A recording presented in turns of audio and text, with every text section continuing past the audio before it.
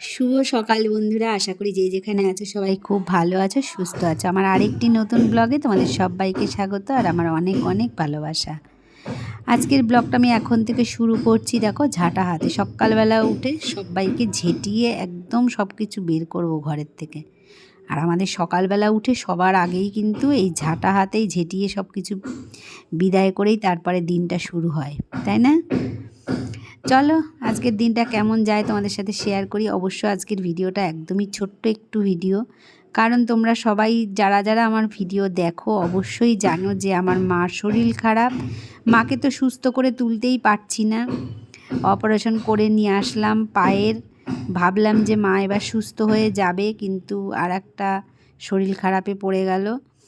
তো মানে সেখান থেকে যে আবার মা ফিরে এসছে আমরা ভাবতেই পারিনি। তো ফিরে এসছে সত্যি কথা, কিন্তু মার শরীর কিন্তু একদমই ভালো না। জানি না আমাদের ভাগ্যে কি আছে। তো সেই নিয়েই চলছে দিনগুলো, খুবই মন খারাপের মধ্যে। কিন্তু কিছু করার নেই, সংসার, আমরা মেয়েদের এমনই জীবন। সংসার তো করে যেতেই হবে, সে যেখানে যাই হয়ে যাক না কেন। সংসার দেখে তারপরে কিন্তু সব কিছু। এই জন্যেই মেয়েদের জীবনটা এত দুঃখের, এত কষ্টের। কিছুই করতে পারছি না মার জন্যে। আর মাকে সুস্থও করে অনেক যেটুকু সম্ভব চেষ্টা করছিলাম, কিন্তু সেইটুকু সম্ভব চেষ্টা করেও কি মাকে সুস্থ করতে পারবো, এটাই ভাবছি। আর এখানে দেখো পেঁপে গাছটা কত সুন্দর হয়েছিল। আমি আবার পেঁপে গাছের মাটি খুঁড়ে সার টার দিয়ে আবার ভালো করে মাটি টাটি দিয়ে গেলাম। দুটো গাছই, কিন্তু একটা গাছ কেমন যেন একটা পাতাগুলো নুয়ে নুয়ে কেমন একটা নরম হয়ে গেল। তো আগা থেকে ভাবলাম যে খানিকটা কেটে দিলাম। আর এখানে গোলাপ ফুল গাছে একটা গোলাপ হয়েছিল, মন খারাপের মধ্যেও গোলাপ ফুলটা সকালবেলা মাথায় দিলাম। আর কি করব বলো। তারপরে চা জলখাবার খাওয়া হলো, এখন চলে আসলাম বিছানা গোছাতে। শীতকালের বিছানা বুঝতেই তো পারছো, শীতকালের বিছানা এই একটা সমস্যা। আর জামা কাপড়ের কথা তো আর বলবোই না কিছু। যে যার জামা কাপড় সমস্ত কিছু দেখো সকালবেলা সারা জায়গায় ছড়ানো। এবারে এখন যে যার জামা কাপড়গুলো, সবার জামা কাপড়গুলো ভাঁজ করব, ভাঁজ করে যারটা যার জায়গায় রাখবো। আজকের দিনটা মানে রাত্রির পর্যন্ত ভালো যাবে, তারপরে কালকে সকালে সেই একই কাহিনী। তারপরে তো বিছানায় লেপ কাঁথা এখনও বের করিনি, তবে কম্বল বার করা হয়েছে, এখন সব কম্বল গায়ে দিচ্ছে। তো একটা বিশাল মানে বড় কাজ বিছানা গোছানো এখন শীতকালের দিনে। তো অলরেডি বিছানাটা গুছিয়ে ফেললাম। দেখো, মোটামুটি চাদরটা পাল্টানোর ইচ্ছা ছিল, তো ভাবলাম থাক, আজকে আর পাল্টাবো না। এই ফাঁকে মন খারাপের মধ্যেও তোমাদের সাথে একটু শেয়ার করি। দেখো আমার গাছটা হচ্ছে তোমার মানি প্ল্যান্ট গাছটা কেমন হয়েছে একটু কমেন্ট করে জানিও। এখানে একটু টাইম ফুল গাছ পুঁতেছি, ভালো লাগে জানলার কাছে একটু কিছু থাকলে। কিছুই করতে পারি না, তবু ওই সামান্য একটু একটা নয়নতারা গাছ। আর ওই গাছটা বেশ দড়ি দিয়ে না ঝুলিয়ে দিতে হয়, তো ঝোলানোই হচ্ছে না দড়ি দিয়ে। গাছটা বেশ ভালোই ঝাঁকড়ে পড়ছে। দড়ি দিয়ে বাইরে গ্রিলে ভাবলাম জানলার কাছে ঝুলিয়ে দেবো, তো আজকাল করতে করতে আর হয়ে উঠছে না। আজকে একটু নতুন ধরনের রান্না করছি। এখানে তোমার পেঁয়াজ রসুন ছাড়া নিরামিষ, টমেটো আর কাজু বাদাম, চাল মগজ, কাঁচা লঙ্কা, আদা একটুখানি নেড়ে নিচ্ছি। এটাকে ভালো করে একটু পেস্ট করে নেব, পেস্ট করে মশলা করব। এটাকে ভালো করে ভেজে নিয়ে, আর কাঁচা লঙ্কাও কিন্তু এর মধ্যে দিয়েছি। এটা ভেজে নিয়ে পেস্ট করলে না এর একটা টেস্টি রান্নার একদম আলাদা হয়।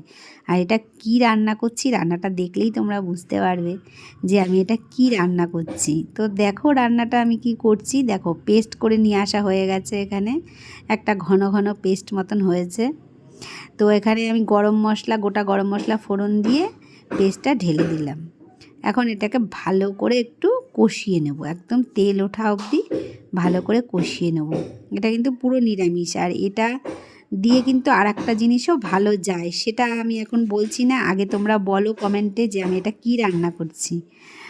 তো তারপরে দেখো মশলাটা একদম সুন্দরভাবে কষা হয়ে গেছে, তেল উঠে এসছে উপরে, খুব সুন্দরভাবে একদম কষা হয়েছে, তেল উঠে এসছে। আর এতে কিন্তু আমি তেলের সাথে, সর্ষের তেলের সাথে একটু ঘিও ফোড়নে দিয়েছিলাম।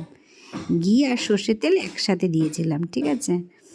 তো এখন দেখো আমি কি রান্না করছি, দেখলে তোমরা অবাক হয়ে যাবে। এখানে তোমার ওই যে ঘুগনি করে যে মটর, সেই মটর আছে, আলু আছে, সয়াবিন আছে, এই 3 রকম প্রেশারে সেদ্ধ করেছি। আর কি বলবো তোমাদেরকে, প্রেশারের সেদ্ধটা না আমার একটু বেশি হয়ে গেছে, জানো তো। আর একটু কম সেদ্ধ করলে জিনিসটা আরও ভালো হতো। আর এই রেসিপিটা যদি তোমরা নিরামিষের দিনে করো খুবই ভালো লাগবে।